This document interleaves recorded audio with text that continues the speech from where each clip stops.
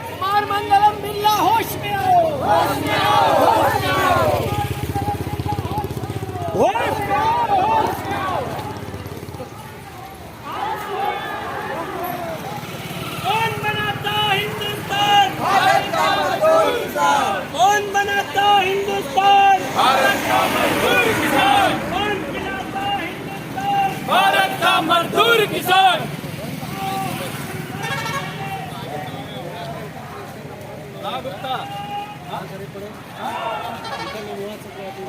High court ने फिर से जवाब हमारे पक्ष में दिया है, लेकिन ये बात एक कंपनी की नहीं है। आज यहाँ सभी कंपनियां, सभी उद्योगपति ठेका मजदूरों पर चलाना चाहते हैं और वो रोजगार की चिंता नहीं करते। उनको केवल चिंता होती है कमाई की, और मनमानी से कभी भी किसी भी कंपनी से कितने भी लोगों को निकाला जाता है। आदित्य बिरला की नागदा की कंपनी ने लॉकडाउन में 3,500 श्रमिकों को यूं हटा दिया। ऐसी कितनी कंपनियां निगरानी में क्या क्या कर रही है, उसकी खबर बात तो यहाँ आई है। वो नहीं चाहते इसलिए कि श्रमिक ईमानदार यूनियन से जुड़े। वो यूनियन की सदस्यता की राशि भी खुद मालिक तनख्वाह से काटता है। तो आप समझिए कि मालिक किसके साथ जुड़ा रहता है? क्या श्रमिकों के साथ जुड़ा रहता है या दलालों के साथ जुड़ा रहता है? और इसीलिए हम श्रमिक जनता संघ जिंदाबाद कहते हैं तो श्रमिक एकता भी जिंदाबाद कहते हैं। श्रमिकों को इतनी हिम्मत के साथ अपने ऊपर हो रहे अन्याय के खिलाफ आवाज उठाने की अगर तैयारी होगी तो सेंचुरी के श्रमिकों की एकजुटता आप देखिए, एक ने भी लालच नहीं दिखाई। यही बात नर्मदा घाटी में हमने देखी। ये ऐसे कई सारे सैकड़ों, कुछ हजारों लोग जिन्होंने पैसे को छुआ नहीं, इसलिए 50,000 परिवारों का पुनर्वास हम कर पाए हैं। आज हम लोग देखते हैं कि बल्कि से महेश्वर तक एक को भी जमीन के बदले जमीन नहीं मिली, लेकिन सरदार सरोवर में 20,000 लोगों को जमीन का हक मिला। ये किसी एक व्यक्ति की बधाई करने की बात बिल्कुल नहीं होती है। हर जगह सामूहिकता होती है। कार्यकर्ताओं की एकजुटता और सक्रियता नहीं रहेगी तो कोई एक व्यक्ति लड़ नहीं सकते।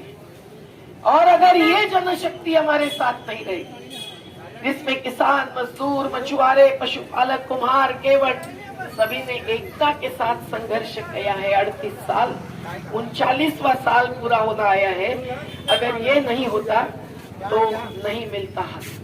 तो सेंचुरी के श्रमिकों की एकता हो या किसान मजदूरों की, मछुआरों की, सबकी एकता हो, जो भी हमने आज तक पाया है, सरदार सरोवर में मत्स्य व्यवसाय में ठेकेदार को पांव नहीं रखने दिया है। जो जमीन सरकारी है वो जमीन हमारी है, और जहाँ जमीन डूबी हमारी, ये जो नारा है ये केवल नारा नहीं, ये एक समझ की बात है, एक विचारधारा है। हमको समझना चाहिए कि जो मेहनत कश है इस देश के, उनको क्या अधिकार नहीं, उनको स्थान नहीं, उनका सम्मान नहीं। गौतम अडानी हर रोज 1600 करोड़ रुपया कमाते हैं। शर्म आनी चाहिए हमको कि हम तिरंगा फहराते हैं, हम संविधान का नाम लेते हैं, हम आजादी का महोत्सव मनाते हैं, और इतनी विभत्स गैर बराबरी देश में हम देख रहे हैं। मुकेश अंबानी रोज 1000 करोड़ से ज्यादा कमाते हैं। हर साथी युवा हो, बुजुर्ग हो, जो समझता है दिल में दर्द गरीबों का, उनको कुछ कहने की जरूरत नहीं है।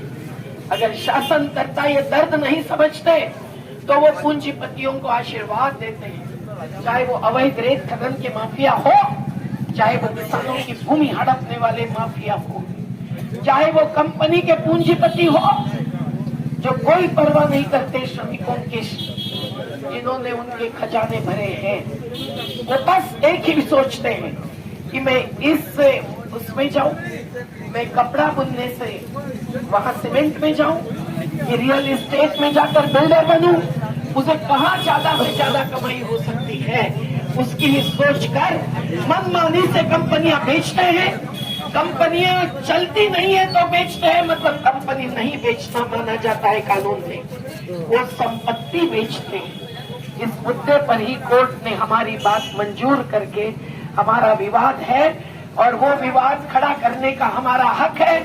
ये नहीं कह सकते कि मंजिल को बेच दी, अब सब कुछ खत्म हो गया, अब तुम्हारा कोई हक नहीं, अब तुम्हारी यूनियन का क्या स्थान है। अरे 1966 की यूनियन है मेरे पिताजी के समय की, जो आजादी आंदोलन में जेल भुगत कर आकर मजदूरों के संगठन के साथ अंतिम दम तक रहे।